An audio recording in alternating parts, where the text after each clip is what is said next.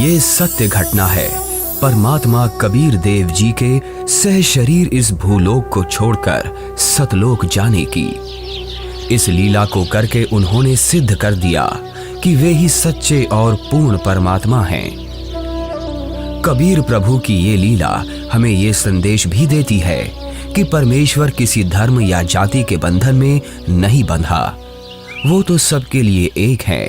और अगर किसी ने सतभक्ति की है तो पृथ्वी के चाहे जिस भी कोने में शरीर छोड़े, वो अपने पुण्य कर्मों के प्रताप से उद्देशित लोक को ही प्राप्त होता है। ये बात उस समय की है जब ये कहा जाता था कि मगहर में मरने वाला नरक में जाता है और अगले जन्म में उसे गधे के रूप में जन्म लेना पड़ता है। इसके अलावा ये भी कहते हैं कि अगर किसी को मोक्ष चाहिए तो उसे काशी आना चाहिए और वहीं अपने प्राण त्यागने चाहिए, जिस कारण से मोक्ष अभिलाषी वृद्ध लोग अपना अंतिम समय अपने अपने पुरोहितों के घर काशी व्यतीत करने के लिए, निवास करने के लिए आने लगे तथा पुरोहितों को उनके खाने के रुपए तथा पुरोहितों की पूजा अलग से प्रति महीना देने लगे, जिस लालचवश काशी के पंडों ने वृद्धों को अपने अपने घर पेइंग गेस्ट के रूप में रखने लगे। एक एक पुरोहित के घर 10-10 वृद्ध हो गए। कोई रोगी तो कोई अन्य परेशानी से ग्रस्त होने लगे तो उन लालची पंडों ने मीटिंग करके षड्यंत्र के तहत वृद्धों को मारने के लिए गंगा दरिया के किनारे एक करोंत यानी आरा लगाया।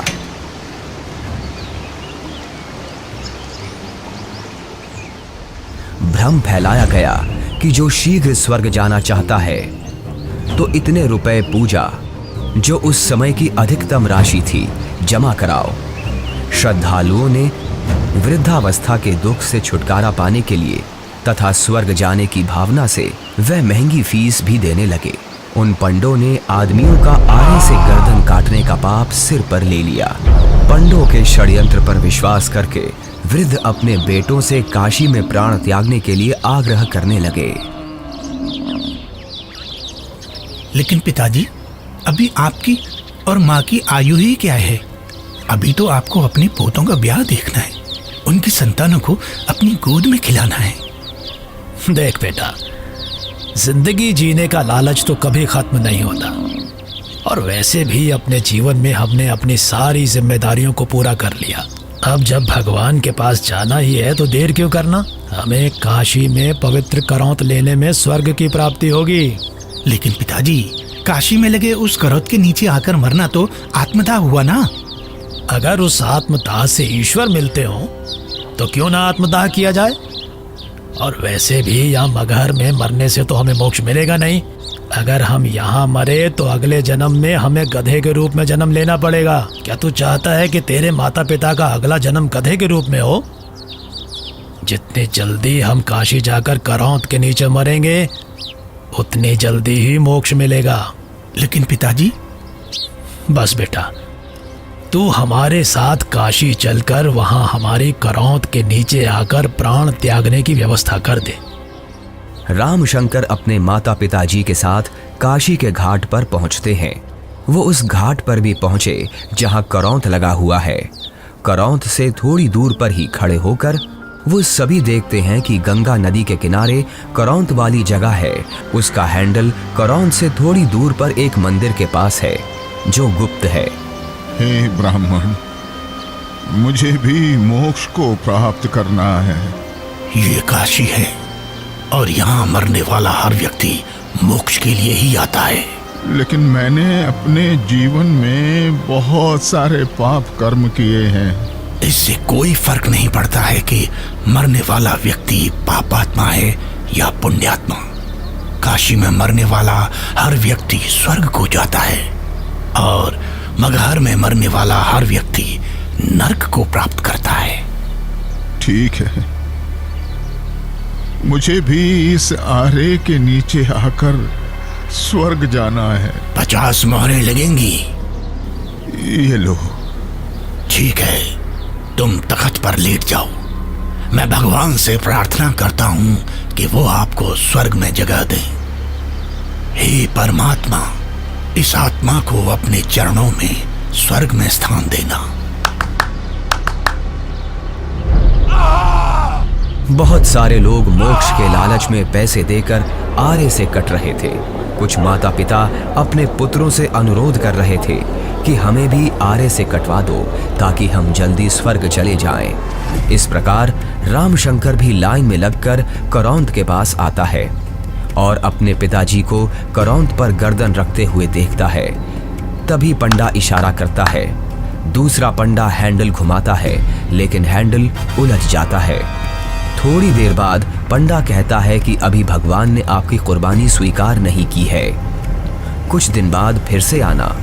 तभी हैंडल घुमाने वाला पंडा करौंद को ठीक करके इशारा करता है कि अब करौंद ठीक है, अगले का नंबर लगाओ।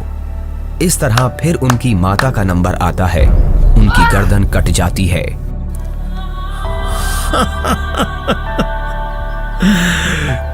कितना भागा हूं मैं कि भगवान ने मेरी कुर्बानी स्वीकार नहीं की।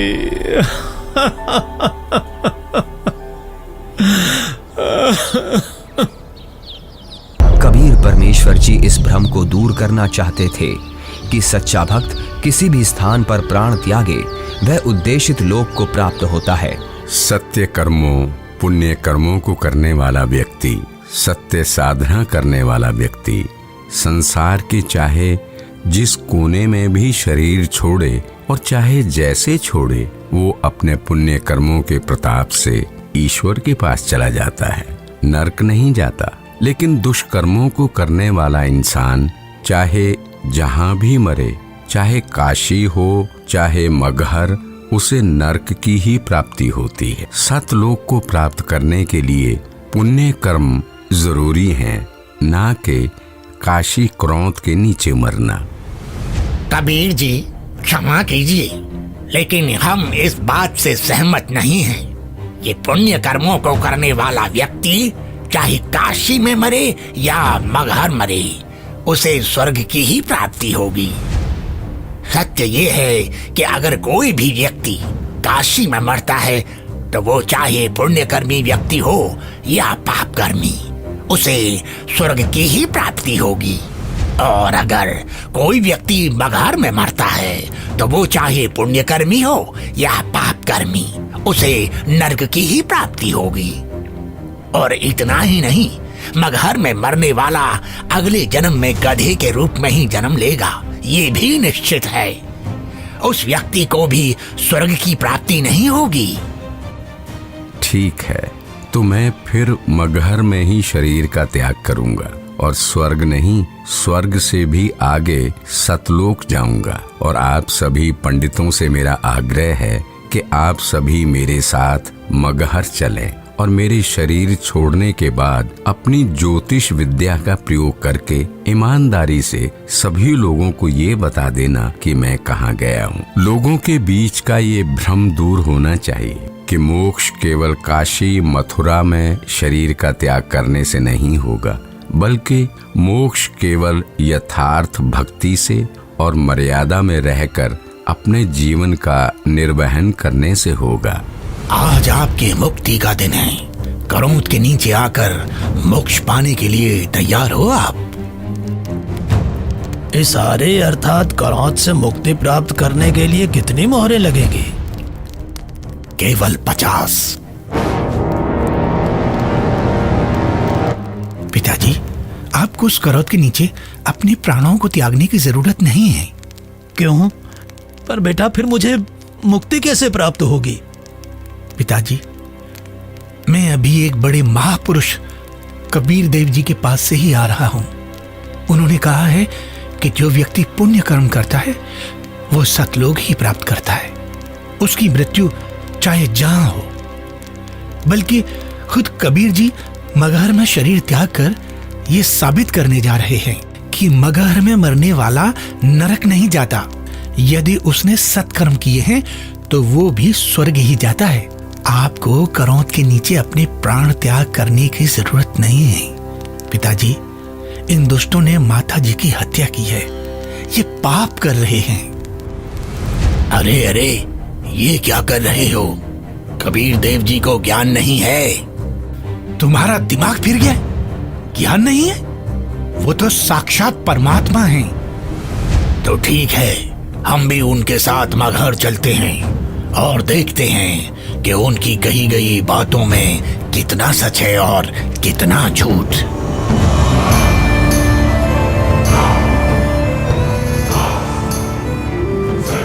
वीर देव सिंह बघेल जी की जय। महाराज, हमें ज्ञात हुआ है कि कबीर देव जी अपने शरीर का त्याग करने के लिए मगहर जा रहे हैं, लेकिन हमने सुना है कि मगहर में जो भी अपने शरीर का त्याग करता है उसे कभी स्वर्ग की प्राप्ति नहीं होती है। कबीर देव जी तो साक्षात परमेश्वर हैं और वो शरीर का त्याग चाहे जहां करें। ये मगहर में प्राणों को त्यागने की लीला वो इसलिए कर रहे हैं जिससे जनमानस को ये संदेश दिया जा सके कि आपको स्वर्ग की प्राप्ति होगी या नहीं, ये आपके पुण्य कर्मों पर निर्भर करता है, न कि मरण के स्थान पर। हमें कबीर देव जी के साथ जाना चाहिए।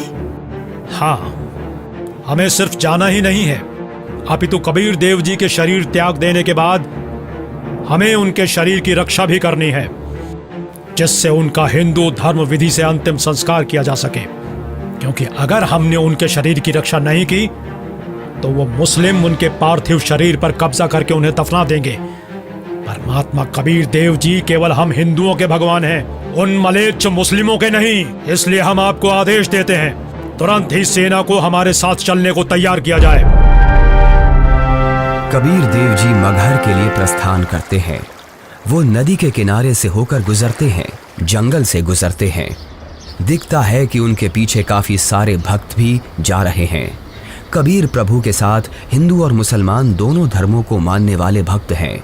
काशी के करौंत का समर्थन करने वाले पंडे हैं, विद्वान पंडित जिनके साथ सालिक राम भगवान की मूर्ति है, और बड़े बड़े टीका चंदन लगाने वाले पंडित जिनके साथ काफी सारी पुस्तकें हैं, वो भी कबीर प्रभु के साथ हैं। रामशंकर और उसके पिता भी कबीर प्रभु के साथ हैं। तभी उनके पीछे वीर देव सिंह की सेना भी आ जाती है। वीर देव सिंह कबीर देव जी को प्रणाम करते हैं। कबीर प्रभु के पीछे काफी सारे भक्त और सेना भी चल रही है। कबीर प्रभु चलते रहते हैं और जो भी कबीर प्रभु को जाते हुए देखता है उनके पीछे चल देता है।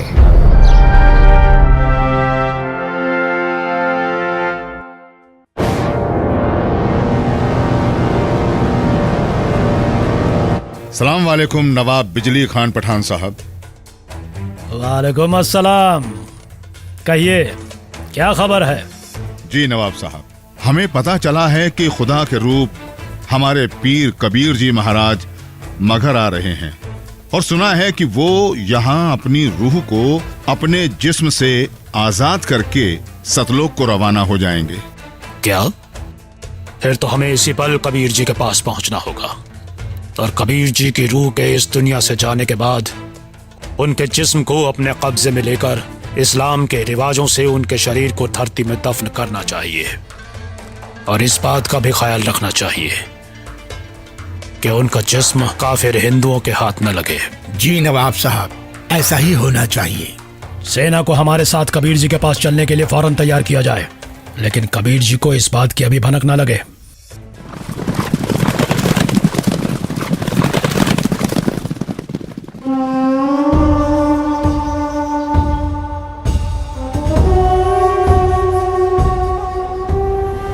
लगता है कबीर जी के जिस्म को पाने के लिए काशी नरेश वीर देव सिंह भी अपनी सेना लेकर आया है, लेकिन हमें किसी भी हालत में इन हिंदू काफिरों को कबीर जी के जिस्म को पाने नहीं देना है। आपके आने का मकसद हमें पता चल गया। पीर जी, बिजली खान आपकी क्या खिदमत कर सकता है? मैं अपना शरीर त्याग करने से पहले स्नान करना चाहता हूँ। जी, हम अभी आपके नहाने के लिए साफ पानी की व्यवस्था करते हैं। नहीं, मैं किसी बहते पानी के दरिया में स्नान करूंगा। बिजली खान। पीर जी, यहाँ एक दरिया बहता था जिसका नाम आमी नदी था, लेकिन पीर जी, शंकर भगवान के श्राप के कारण उसका पानी अब एकदम सूख चुका है। चलो दिखाओ मुझे वो आमी नदी कहाँ है। जी पीर जी, चलिए। कबीर देव जी, वीर देव सिंह, बिजली खान और उनके सेना और बाकी के भक्त उस आमी नदी के पास पहुंच गए। कबीर देव जी ने उस सूखी हुई नदी को देखा। कबीर देव जी ने अपने हाथ जोड़कर प्रार्थना की और फिर अपने हाथों को हवा में ऐसे लहराया जैसे कि वो नदी को बहने का इशारा कर रहे हों। कबीर प्रभु के ऐसे इशारा करते ही थोड़ी दूर पर नदी की ही जगह पर एक जोर से धमाका हुआ और धरती के अंदर से पानी का सैलाब निकला। ये देखकर सभी लोग चौंक जाते हैं और सभी भक्ति भाव से भरकर कबीर प्रभु को देखते हैं और अपने हाथ जोड़ लेते हैं। पूरी नदी में पानी भर जाता है। सभी लोग खुश हो जाते हैं। कबीर प्रभु की जय, कबीर प्रभु की जय, कबीर प्रभु की जय। आदेश दें प्रभु। हुक्म दे मालिक। मुझे 2 सफेद चादरें चाहिए, एक बिछाऊंगा और एक ओढ़ूंगा। जो आज्ञा प्रभु। इसी क्षण 2 सफेद चादर यहाँ लाई जाएं। कोई और आदेश दें प्रभु। बिजली खान, तुम सेना किस लिए लाए हो? वीरदेव, तुम किस लिए सेना लाए हो?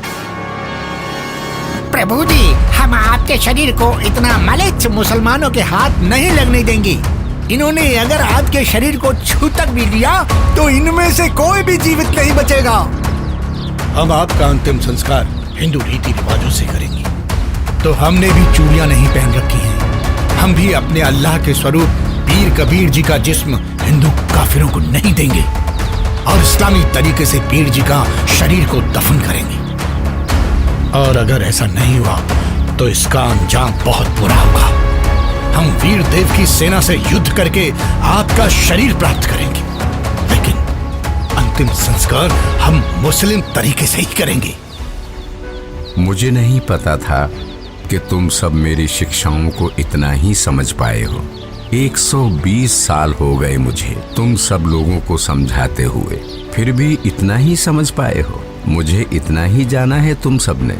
आज भी तुम एक ना होकर हिंदू मुसलमान बनकर अलग अलग खड़े हो। मेरी चेतावनी है, अगर तुम लोगों ने आपस में झगड़ा किया तो ठीक नहीं होगा। तुम दोनों एक ही परमात्मा की संतान हो। तुम दोनों अलग अलग ना होकर एक ही हो। हम सबको एक साथ रहना है। मेरे सतलोक गमन के बाद इन चादरों में तुम्हें मेरा शरीर नहीं मिलेगा।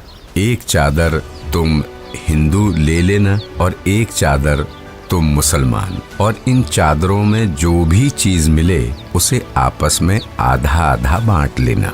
आपस में लड़ाई नहीं करना, नहीं तो गृह युद्ध छिड़ जाएगा।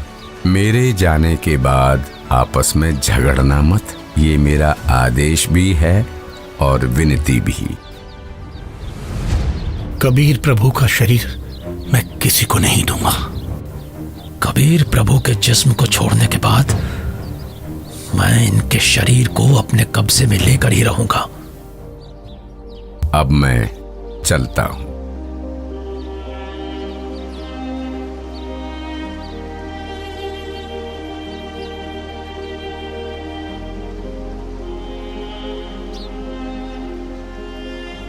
देखो ब्राह्मणों, मैं जा रहा हूं सतलोक, इस पृथ्वी से और तुम्हारे स्वर्ग से शंखों कोस दूर।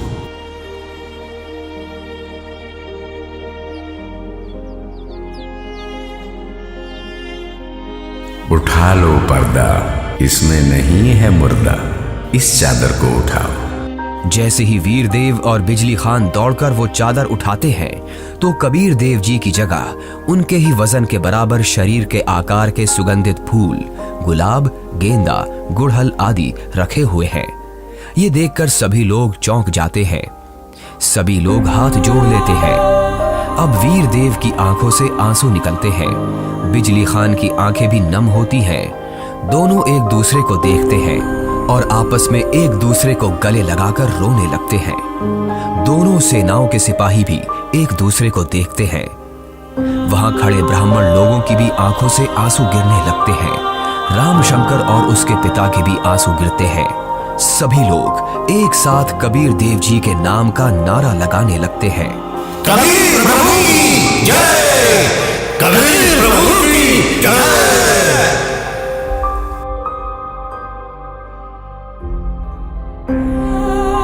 कबीर प्रभु, हमको माफ करना, हमने आपको पहचाना नहीं। आप तो खुद अल्लाह ही थे। बहुत बड़ी गलती हो गई हमसे, हमने भगवान को नहीं पहचाना। कबीर प्रभु की बात हमने नहीं मानी। अब हम सब एक होकर रहेंगे और उनकी कही सारी बातें मानेंगे। या अल्लाह, माफ कर हमें। भगवान माफ करो हमें। कबीर भगवान हमें माफ करो। भगवान हमें माफ करो। फिर हिंदू और मुसलमानों ने आपस में वो फूल बांट लिए और मगहर में ही कबीर प्रभु की याद में 2 अलग अलग स्थानों का निर्माण किया। और फिर उन्हीं में से कुछ फूल लाकर वीर देव सिंह ने काशी में चौरा का भी कबीर प्रभु जी के स्थान का निर्माण किया। उसे कबीर चौरा नाम से जाना जाता है। वहां पर कबीर पंथ का बहुत बड़ा आश्रम बना है। कबीर प्रभु जी ही सच्चे और पूर्ण परमात्मा हैं, जिन्होंने हम सबको रंग भेद, जाति धर्म भेद आदि के आधार पर ना बंटकर एकजुट रहना सिखाया। परमात्मा एक विशेष जाति या समूह का नहीं होता। परमात्मा तो सबका एक है, जिसका नाम कबीर देव है।